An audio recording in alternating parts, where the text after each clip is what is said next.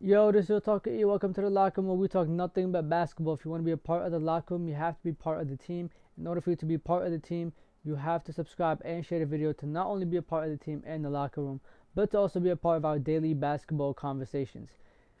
Yesterday in the league, it was New Year's Eve, so Happy New Year's to everybody. But the games were mid to good. There were like 3 good games, 2 blowouts, one that was really, really, really weird. So let's start off with our first game of the night. We had the Nets go up against the Hornets, and I expected the Hornets to be in the game. I did not expect them to win, but I expected them to stay at least within 10 points, and that is not what happened. First quarter comes, and pretty much the Nets took the lead, and from there on, the Hornets just never seemed to get back in it. KD had like 20 something points. Kyrie had like 27, 28 points. And the crazy thing is that KD didn't even have much like points in the first half. He didn't even score much. And the Nets were up by a lot. At a certain point, I think they were like 15 or 20 points. And that's when I clicked off the game because I was like, you know what? There's no point watching this the whole second half because, the Nets got it. If anything, then I'll tune back in. And I never had to tune back in. The Nets won the game. The Hornets lost. The crazy thing is, like, what is Gordon Hayward doing? Is he even like getting PT for real? Like, what is like? Why every time I tune in, I just see him having like 2 points, 3 points, 4 points? Like, there's no way this is the same person they paid $120 million for 4 years. I know he's come back from injury and a whole bunch of other injuries from before, but 2 to 3 points every time, like, then you're probably not, allowed to come back. Like, you should not be on the court. The staff might allow you to come back, but your body might not, be ready yet. And I know he wants to get out there, he wants to play and compete like every other player, but there's no point when you know your team is not gonna go nowhere. And you got LaMelo who's putting up 27 points, 30 points, 7 and 7, and the Hornets are not going nowhere, bro. Like, I feel like for me personally, they need Kelly Oubre back. Ever since he went down, it's like the team just doesn't compete. They're like not in the games no more. And even when they are in games, they're still losing. It's not like how it was in the beginning of the season. Or maybe just because, at this point of the season, a lot of teams are garbage, are starting to accept that they're garbage, and they're just going to tank for, a lottery pick or whatever. Regardless, the Nets won. Shout out to them. I think they're still on like their little win streak. I think they're on an 11 or 12 game win streak right now. We have the Grizzlies go up against the Pelicans, and this is the game that's the weirdest game I've ever seen in my entire life.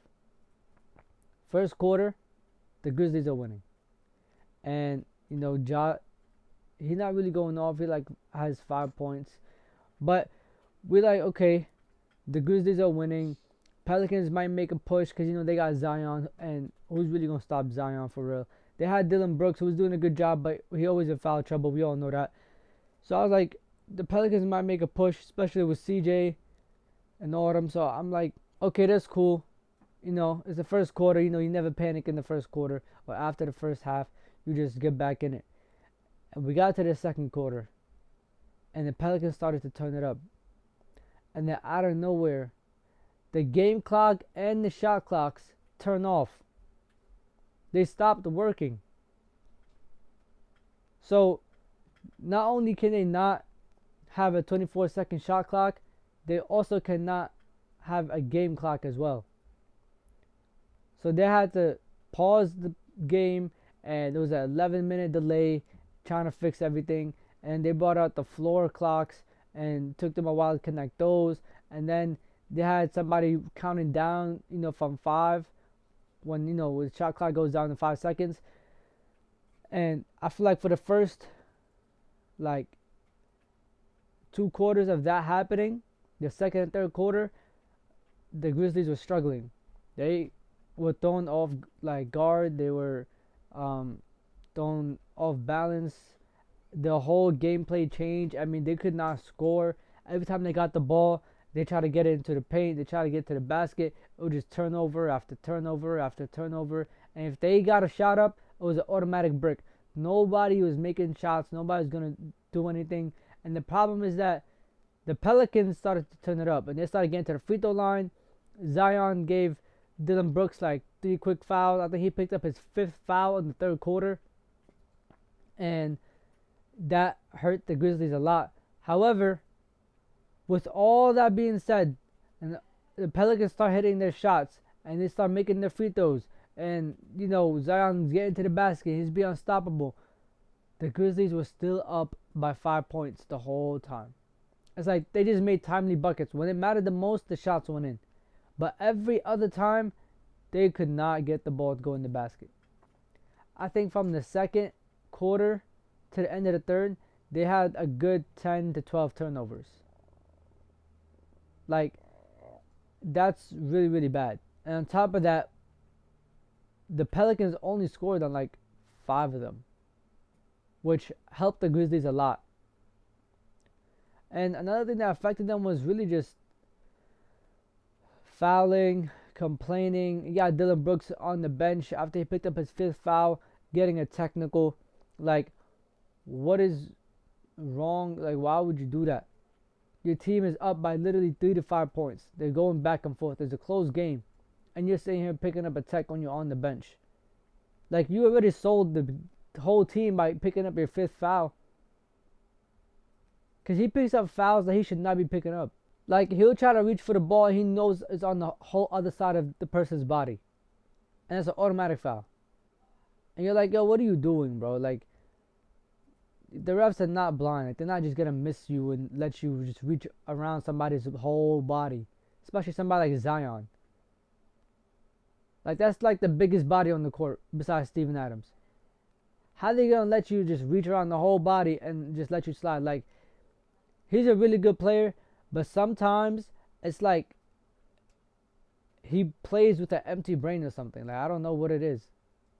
It's like he either has a really, really, really good game or he has a really, really, really bad game. He never is in the middle.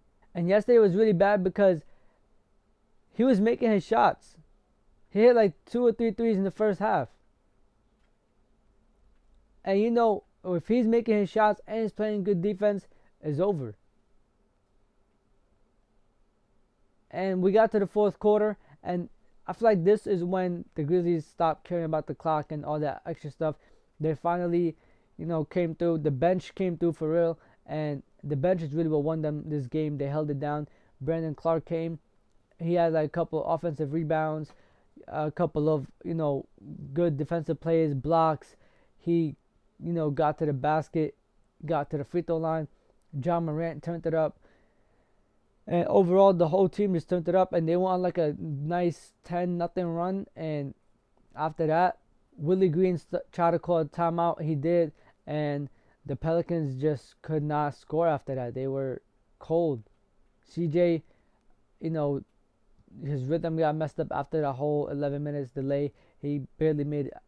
I don't think he made a single shot. If he did, it was like 1 or 2. And Zion, obviously he can't do everything by himself. Everybody in the Pelicans just like lost it in the 4th quarter, and because the only thing that was really saving them was getting to the free throw line. And when we got to the 4th, the Grizzlies stopped fouling as often, and they started making their shots. At a certain point, they were up by like 20 something points, like 20 or 21, and I turned that off because I'm not about to watch the last 6 minutes of this game when the Grizzlies are up by 20. Like, they're not gonna make a push. Like, they don't have Luka on the team. Speaking about Luka, we had the Mavericks go up against the Spurs, and this man Luka puts up another 51-point game. 22 points in the 1st quarter. This man just came off a 60-point triple-double, a 35-point triple-double, and yesterday he put up a 51-point game with 22 in the 1st quarter, 30 in the 1st half. And he would have went off even more in the 2nd half if everybody else didn't start, getting it going. Everybody else didn't start, getting the offense to click. Because he scored 21 in the 2nd half. Like 12 of them came in the 3rd quarter, I believe. So it's like, at a certain point, how do you guard him? Like, when do teams start to think, how do you guard Luka? Because he's getting whatever he wants. He's doing whatever he wants on the court. And it's like, is he the type of player that you're like, okay, let's guard everybody else and make him try to beat us by himself? Like, make him be a scorer, not a passer, and see if he could beat us by himself, like a KD? Or is he a type of player that's like, let's lock him down and make him pass. If he, kicks out the ball, then let's make one of the other players beat us. Like, the Jason Tatums, the Devin Bookers, the Jaylen Browns, the Donovan Mitchells. Like, which way will be best? Because obviously you cannot lock him up. Obviously you can't hold him to a really, really bad game. He's either going to go off, with his playmaking, his rebounding, or his offense. Like, straight up just scoring. And Luka's defense, I'm not going to lie, like, it's not good. But him, like, being able to time his blocks and steals, I've been seeing him get a lot of more blocks and steals lately. Like, I feel like every time I tune in, he's getting like one block or a steal or whatever. And the fact that he's starting to be able to time that shows a lot of growth defensively. I mean, I'm not expecting him to be Defensive Player of the Year, but if he could get better at defense, it's GG's. Like, he's probably the next, like, generational player, like a next LeBron, next Kobe, and next Jordan. Because we thought it was going to be Giannis, and Giannis still has potential, but I don't know. I feel like everybody's kind of cooled off of Giannis. Like, okay, that's Giannis. Like, we expect that from Giannis. But Luka is like, he's still new to the game, and he's still young. I think he's not even 25 yet. Like, that's crazy. He's not even in his prime. And he's doing this. And he already went to the conference finals. Now, that's insane. But then again, they were going against the Spurs. And they only won this game by 1 point. 126 to 125. And they're going against the Spurs. And the Mavericks defense is atrocious. I don't know when they plan on upgrading their defense, but I cannot continue to watch Luka have these historical miracle games for them to win. Like, this is not going to happen in the playoffs. Somebody needs to step up defensively. The whole team needs to get better at defense. The coach needs to have a better defensive scheme or defensive personnel. He just needs something better than whatever he got right now defensively. And they're starting Christian Wood and Luka Doncic. Like, how you got both of them in the same starting lineup? Regardless, they managed to win, behind Luka's historical games. But it is what it is. Next game, we had the Clippers go up against the Pacers. And this is another really, really, really sad game. The Clippers in the first half were down at a certain point by like 12 points. They cut it to 5, went back down by like 10 points. And then at the end of the half, they like came back and they tied it. And we got to the third quarter, and the Pacers took the lead again. And then we had to have Paul George go off for 45 points just to lose this game by 1. Now, that was really, really sad.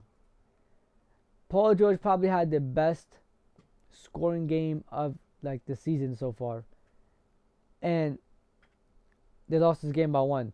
Kawhi also starting to look like the old Kawhi. He put up like 24. Marcus Morris had like 15 points. And the team overall just lost. Like, their defense was so garbage. The Pacers got whatever they wanted. Miles Turner had like 34 points. Tyrese Halliburton had like 20-something. And he also had assists. He's going to have his assists. So it's like, what happened to the defense? When did they decide to start playing defense? Because clearly, 131 to 130 is really bad. And it shows that your defense was non-existent. Because Paul George had 45 points, bro. 45. And they lost. And it's not even like he's the only one that had double-digit scoring. Like, Kawhi had 24. And I already said this, but Marcus Morris had 15. Now, mind you, for the Pacers, Benedict Mathurin came off the bench and had 15. My rookie of the year. But for the Clippers to lose this, and they've been playing really, really good recently, and defensively they've been locked in, which is weird. I don't know how Pacers been doing this to teams, But shout out to them, because when nobody expected them to be anything, they found their way into the playoff seeding, and they're competing and they're winning. Our next and final game of the night, just an honorable mention. Not going to say too much about this game because, we had the Cavs go up against the Bulls. However, Darius Garland did not play. Evan Mobley did not play. And they started Kevin Love and Karis LeVert next to Donovan Mitchell. Donovan Mitchell also didn't have a good game. He had like 15 points. Karis LeVert had like 23. K Love had like 20. But, the Bulls lost to this team that's basically handicapped. They have two of their best players not there, and they beat the Bulls by 1 point. DeMar DeRozan had 23 points, not his best game, and the Bulls lose by 1 point. Like, I am tired, bro. Like, I'm just tired of watching the Bulls needing DeMar to have 50 points, 40 points in order for them to win. Like, why can't he just have a bad night or a midnight and somebody else show up and give the team some help? Vucevic tries, but Vucevic will have like 20 points and then give up 25. And then you're like, what's the point of even having a center if they're not going to play defense and all they do is shoot? Like, sometimes he'll get rebounds. They get like 16 rebounds or whatever. But like, for him to really be a shooter and whatever, and you get to the other side and you're giving up those same shots and you're giving up shots in the basket, like, I don't know, bro. They need a lot of help. I feel like they need to blow this team up. Just trade Zach. Zach LaVine needs to go. DeMar one of them needs to go. Vucevic needs to go. Somebody needs to go with Vucevic.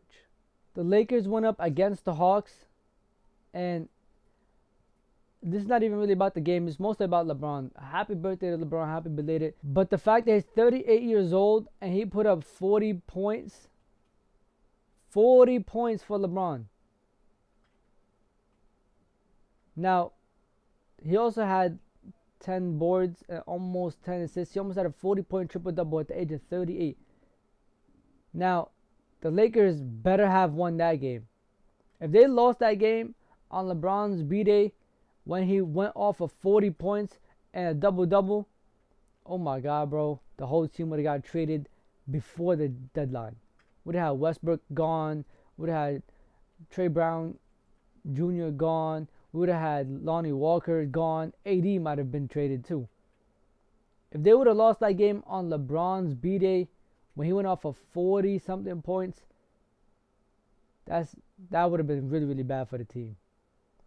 Rob Pelinka would have probably been fired. But anyways, yeah, that's enough of me rambling. It's time for y'all to let me know what you guys think down below. Like, comment, subscribe, and share. This is Real Talk with E, and it's time to leave the locker room. I'm going to catch y'all. Safety.